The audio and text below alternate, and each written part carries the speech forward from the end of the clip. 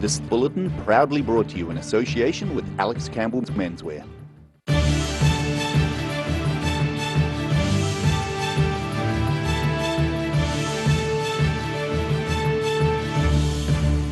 Tonight on The South Today, National leader Chris Luxon raises concerns about New Zealand's relationships with its Pacific neighbours. Frankton golfers may soon be down a hole with a land grab that could encroach on their territory. And Christchurch residents can now travel a bit further by tram following a multi-million-dollar extension.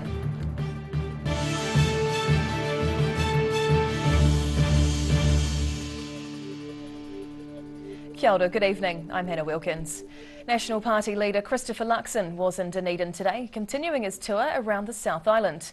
Luxon highlighted the importance of New Zealand's relationships with its international neighbours during a visit to a local business centre. Knowing the importance of working together. National Party leader Christopher Luxon stopped by Dunedin's Collab HQ this morning, speaking about the importance of New Zealand's ties with Pacific Island nations. Are those relationships and partnerships as strong as we think they are? Is the reality of them what we think what it actually is? Luxon believes New Zealand is not doing its fair share in the South Pacific. From my point of view, it's just about making sure that we actually are, there's a change happening, and it's happening very fast. And the question is, we need to show urgency and actually be up there talking with those leaders and making sure that we are being the best partner that we possibly can be. His comments come as China looks to build regional trade and security pacts with Pacific Island nations. Making sure that New Zealand is being a good partner, making sure are there things that we can support them with, things that we can do together in the region and build that and deepen that relationship with them. Foreign Affairs Minister Nanaia Mahuta has copped flack recently for her lack of face-to-face engagement in the region. In Dunedin, The South Today. The average cost of building a home in New Zealand's main centres has shot up by more than 20% in the last 12 months. The latest price update from QV's Cost Builder database saw changes to more than 60,000 rates.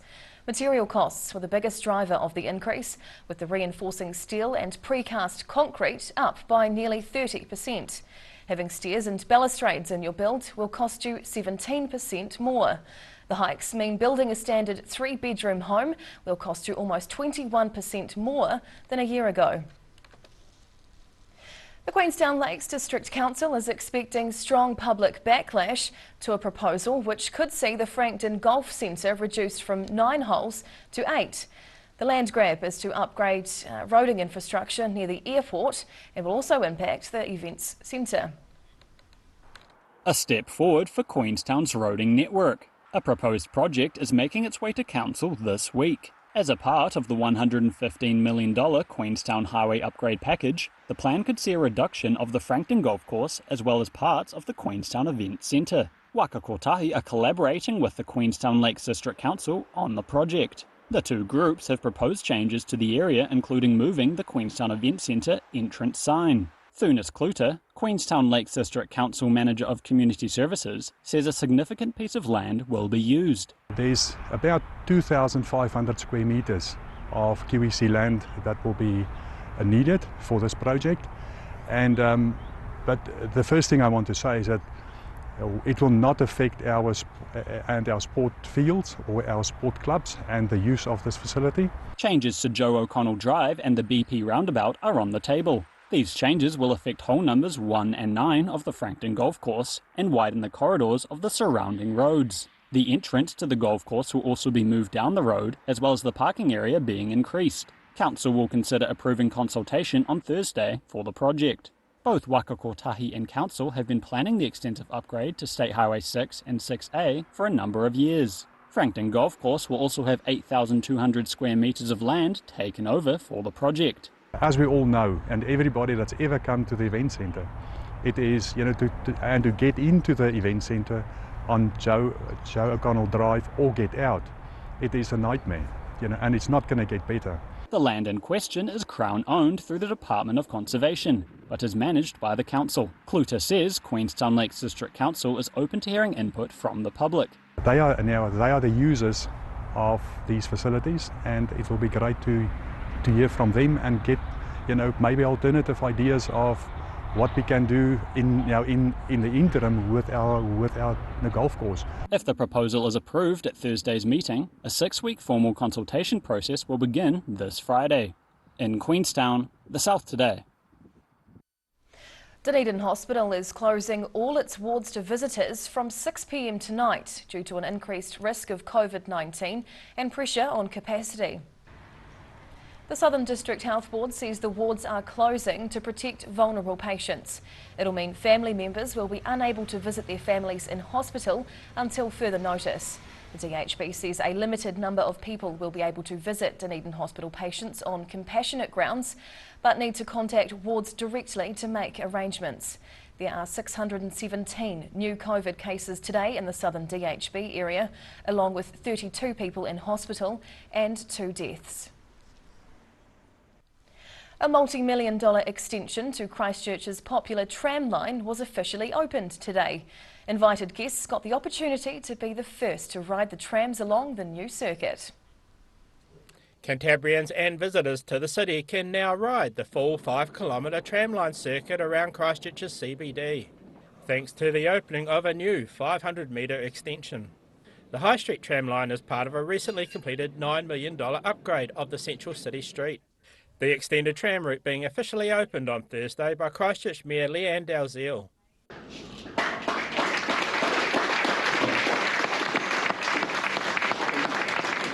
She believes it will enable passengers to connect more easily with central city businesses and attractions.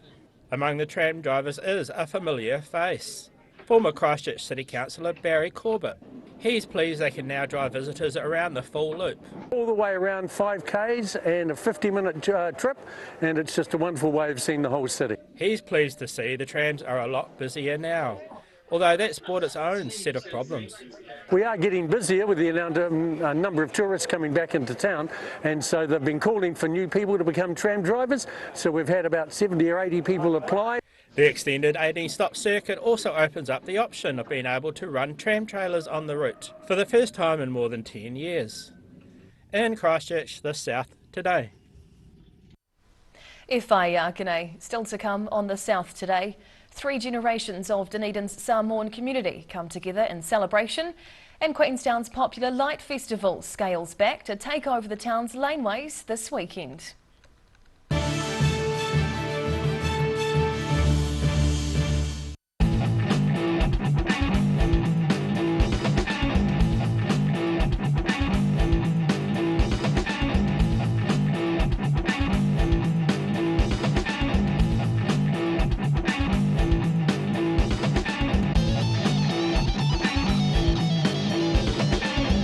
Hi, my name's Matt and I'm the Dines Group CEO. Dines is a company that's focused on selling logistics solutions to its customers. We're passionate about selling efficiency, and we've been selling efficiency for over 50 years now.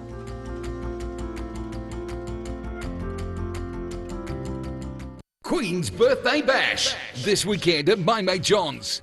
John's celebrating the Queen's birthday with massive discounts across his entire range. All lounge, dining and occasional is reduced by 25%. There's 30% off his entire range of beds and bedroom, and a whopping 50% off clearance items. Absolutely everything reduced in John's massive Queen's Birthday Bash. Get that furniture from Stafford Street and My Mate John. Every day the team at Gillian supports grieving families at their time of need. From answering your questions to organising a farewell that reflects the wishes of your loved one. We can help. Call Gillian's today.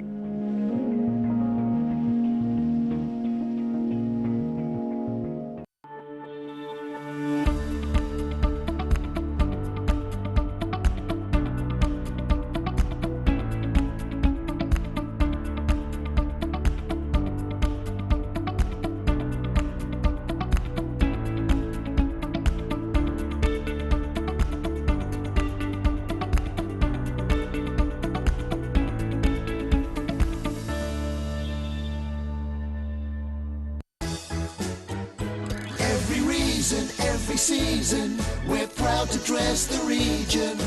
Alex Campbell Menswear, it fits.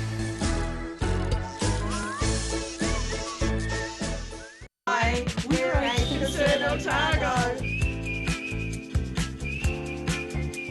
Age Concern Otago hosts a multitude of social activities, including Little Bobs.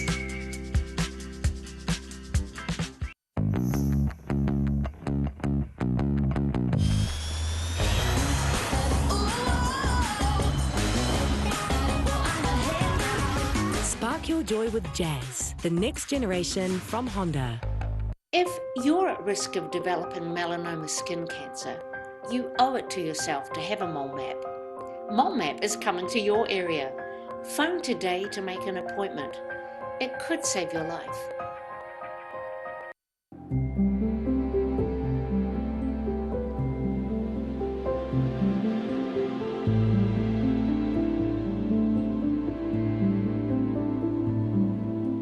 Living Well Disability Resource Centre, a not-for-profit charitable organisation and your one-stop shop for information and resources to help you retain independence. We offer a wide range of assistive products from jar openers to mobility scooters and provide assessments for Total Mobility, the half-price taxi scheme. Come and see the friendly team. You'll find us on the corner of George and Bath Streets, ground floor of Burns House. Passion, drama, competition, rivalry, marketing, numbers, atmosphere, power, fight, attack, intuition, love, hate, money, cash, millionaires, fans, and fans. Oh boy.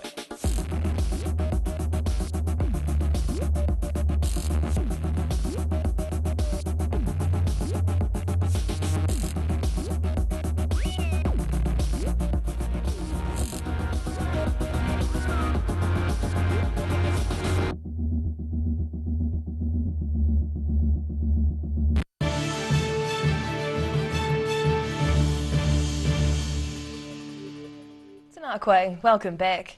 3 generations of Dunedin's Samoan community came together last night to mark the 60th anniversary of the island nation's independence. Although Western Samoa became independent from New Zealand on January 1 in 1962, the occasion is marked on June the 1st. Dunedin's first church was comfortably full as southern people of Samoan descent gathered to mark 60 years of independence. The service organisers say although many Dunedin Samoans call the city home, their links to the islands remain strong. Today, Samoans in Dunedin are leaders in business, the arts, academia and are respected members of the community. Thousands of Dunedin teenagers receive some extra guidance by their teachers and industry professionals at a careers expo at the Town Hall. A range of vocations and study opportunities were on offer, with the tourism sector and a world-beating New Zealand rally driver among the popular drawcards. From learning how to make mocktails through to checking out what's under the hood of Hayden Paddon's electric rally car, there were hundreds of opportunities laid out today for thousands of secondary school students in Dunedin. Tourism is almost on the vertical upsweep, I would say. We've got so grateful to have International Manahiri back in this country. We've got people who are looking forward to having the best holiday of their life, and we need some amazing staff to be able to make sure that we offer them a really, really great visitor experience. Go Tourism Program Director Heidi Gillingham says while there are opportunities in the traditional fields like bartending, there are also vacancies opening up in a number of interesting sectors. The New Zealand Defence Force couldn't fit its L119 light field gun into the town hall, but a recruitment team was stationed outside in Harrop Street, where these 2 students from Otago Girls High School were among others lifting the 1800 kg weapon. The PSA events like this can help teens finding their direction. Especially if you don't know what you'll want to do, it's great. It's good to just get more ideas of what could be an opportunity or something like that. Have a look around, talk to some people, get more insight. A team from ETCO, the electrical training organisation, brought along a racing EV to attract interest to its stand, along with its rather famous rally driver, as a way of encouraging young people into trades training. I remember many years ago when I was in the same stage of my life and all the decisions that laid ahead and trying to make the right decision. So being here with obviously a pretty cool car, I'm a bit biased on that one, but as a point of difference, but also just seeing how enthusiastic everyone is about their next stages of life, and you never know, there might be some budding rally drivers amongst the youth here in Dunedin as well. Paddon's thoughts were echoed by those who coordinate electrical training. The Master Electrician are the owners of the electrical training company. It was set up just over 30 years ago. Oh, definitely. Our industry is we're seriously short of electricians. I think there's lots more opportunities now than there were before. Everything's going electric. Universities and polytechs from around the country were also on hand for school leavers looking to continue studying. The one-day travelling NZ Careers Expo now moves on to the North Island. In Dunedin, the South Today. A scaled-back pop-up version of Queenstown's popular Luma Light Festival will be held this weekend after a few years of COVID disruption. The 2022 event's called Lumify Laneways and is billed as a close-quarters light show showcasing the work of local artists. Illuminating laneways in downtown Queenstown. This weekend, downtown Queenstown will host a light show known this year as Lumify. A trimmed-down version of the annual Luma Light Festival, the bright and colourful art exhibition will feature light displays and performance art in 4 different laneways around the town. Church Lane, Cyril Lane, Cow Lane and Lower Beach Street are each set to showcase different themes. Duncan Forsyth, chair of Luma Trust, says the location for the event was chosen for a specific purpose. And we're working on the laneways because they're often the forgotten pieces, but at the same time that's actually where the hive of activities are. That's where the bars are, that's where the galleries are, that's where the more exciting often parts of urban life are, and we want to highlight those here in Queenstown. Earlier this year, the Trust decided to cancel the traditional event that would normally be held near the waterfront and in the Queenstown Gardens, due to uncertainty around COVID-19. However, the downsized event is aiming to provide an intimate vibe between people and the art. Forsyth says the lanes will include something for every demographic, with the environment playing a role in the nature of the event. Doing something different in an urban environment, it's not going to be Luma in the Gardens because of what you're working with. You're working with an active space already. There's lights, there's businesses, there's people in an urban scene. So what people are going to see is a take on that. The event's supported by the Queenstown Council, Central Lakes Trust, Community Trust South, as well as local businesses. The lights will be turned on at 5:30 p.m. each night until going dark at 10 p.m, with Lumify running from Friday through to next Monday. In Queenstown, the South Today. Youth workers say increases to basic costs of living, including fuel and groceries, are having a social drip-down effect on teenagers' sporting and social lives. Petrol prices have risen again across the nation, with smaller regional areas faring worst as the cost of 91 octane pushes the $3 a litre mark. For many teens living in rural communities, driving is seen as an important part of their socialising and independence. Now, as the price of petrol hits the $3 mark in rural areas, some Wanaka teens are worried about their future and the negative role and effects of teenage boredom in the community. I'm kind of thinking about the cost of uni and everything. Just with a big student loan, I don't want to be repaying it for the rest of my life. Rising petrol prices are just one of the cost pressures on the area's teens as they prepare to leave school, with many planning to head to university. Wanaka librarian Eve Marshall-Lee has noticed a gap in financial literacy support for school leavers. In response, she's organising a workshop on the topic in early June at the Lake Wanaka Centre. It's being supported by Family Works Otago along with local business Drive Accounting. Managing Director Hayley Hobson believes teenagers today face different challenges to when she was at that stage of life. And I know from my generation, we left home a lot earlier, so we had to understand the value of money, and a lot of us, well, me myself, I had to get a job and support myself. I didn't have a student loan, so I understood the value of money a lot more because I had to pay my rent, I had to buy my food. She says many teens are staying at home longer, which means there's potentially not the immediate need to have a broad understanding of finances. The workshop aims to improve the financial literacy of the region's youth with topics like flatting budgets and student loans. The workshop is being run with the help of Family Works Otago and will be held at the Lake Wanaka Centre. In Wanaka, the South Today. FA Arkane after the break on the South Today. Squash players in Central Otago get the chance to rub shoulders with their heroes, and we'll take a look at the weather.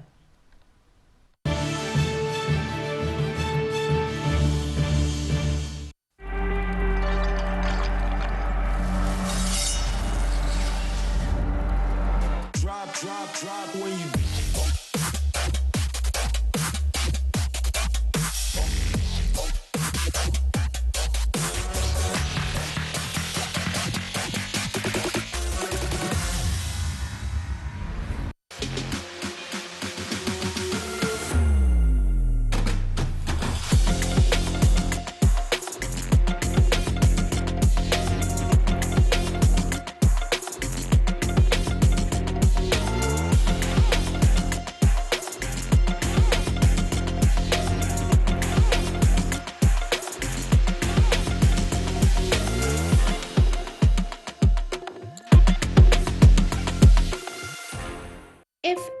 risk of developing melanoma skin cancer. You owe it to yourself to have a mole map. Mole Map is coming to your area. Phone today to make an appointment. It could save your life.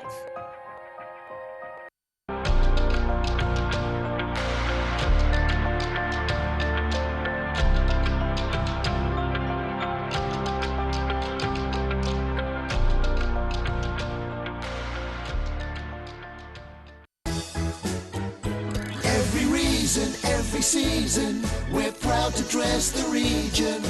Alex Campbell Menswear, it fits.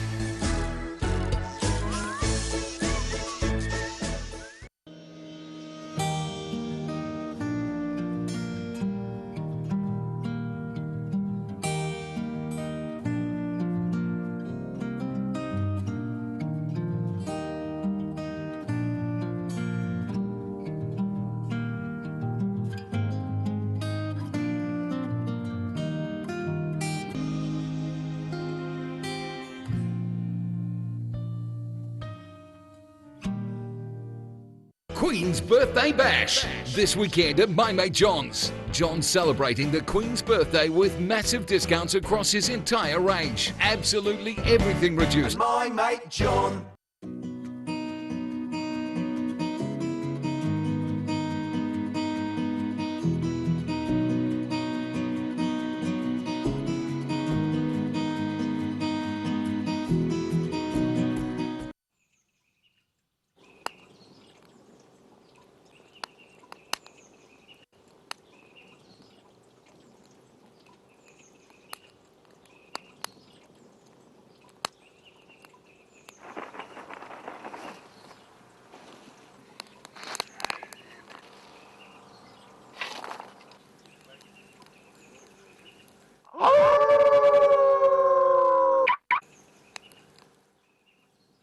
A poorly maintained heat pump can lose up to 35% of its output. The Mr. Heat Pump Cleaner team are experts. Their specially developed chemical wash is totally biodegradable. Call Mr. Heat Pump Cleaner and get the job done by the professionals.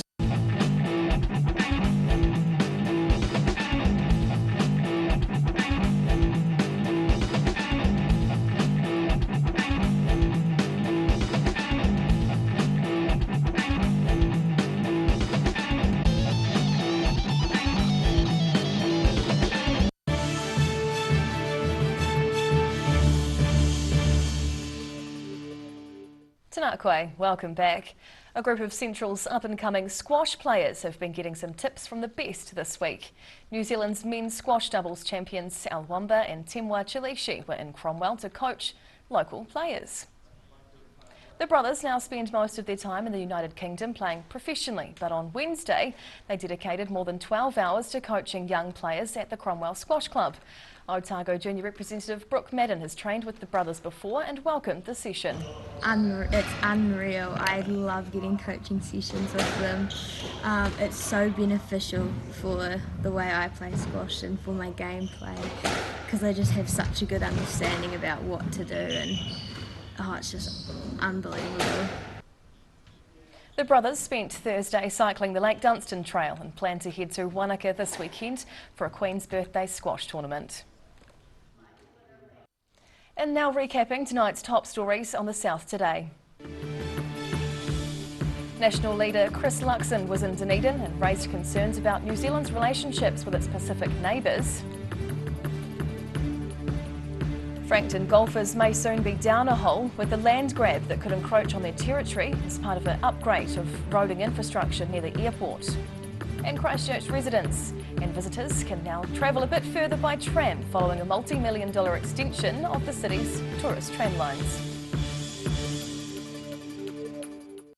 And now a look at what's happening in tomorrow's ODT, and we welcome the Deputy Editor, Craig Page. Kia ora, Craig. What have you got for us tomorrow? A bit of late news today. The Dunedin Hospital is closing its doors to visitors from this evening.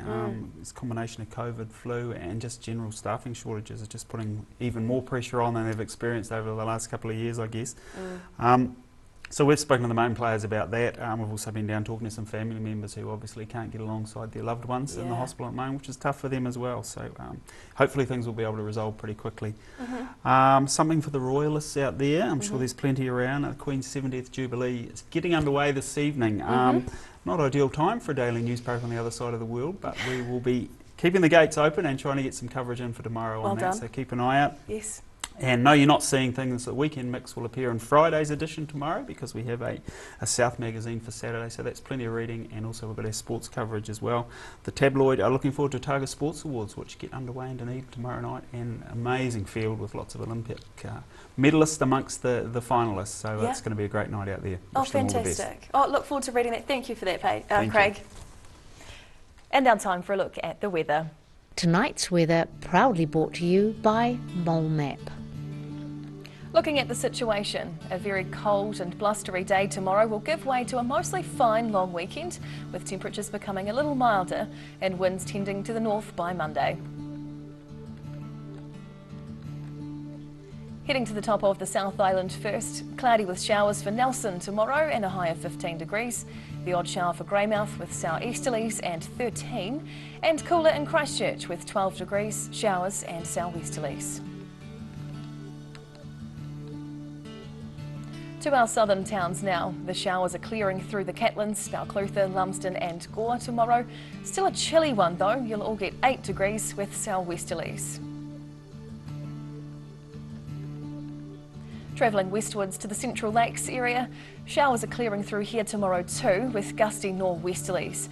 Alexandra and Te Anau get highs of 8, while Wanaka and Queenstown are slightly cooler with 7. To the northern towns next, the wintry showers and gusty southwesterlies will still be felt on the coast, with Timaru heading for 10 degrees tomorrow and 9 for Oamaru. Twizel and Omarama are looking the same, although just reaching 8 as the high.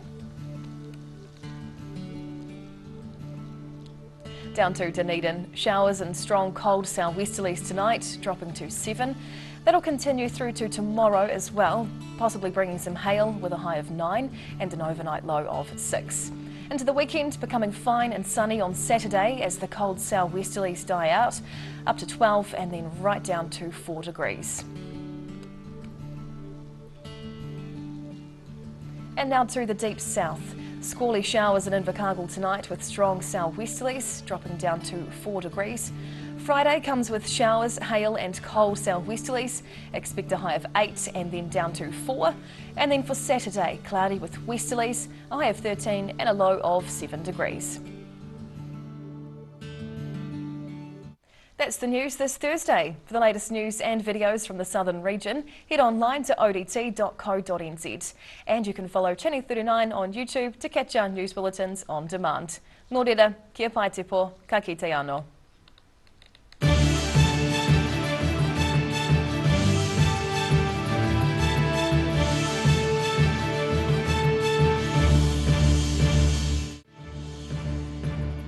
This bulletin proudly brought to you in association with Alex Campbell's Menswear. Public interest journalism funded through New Zealand On Air.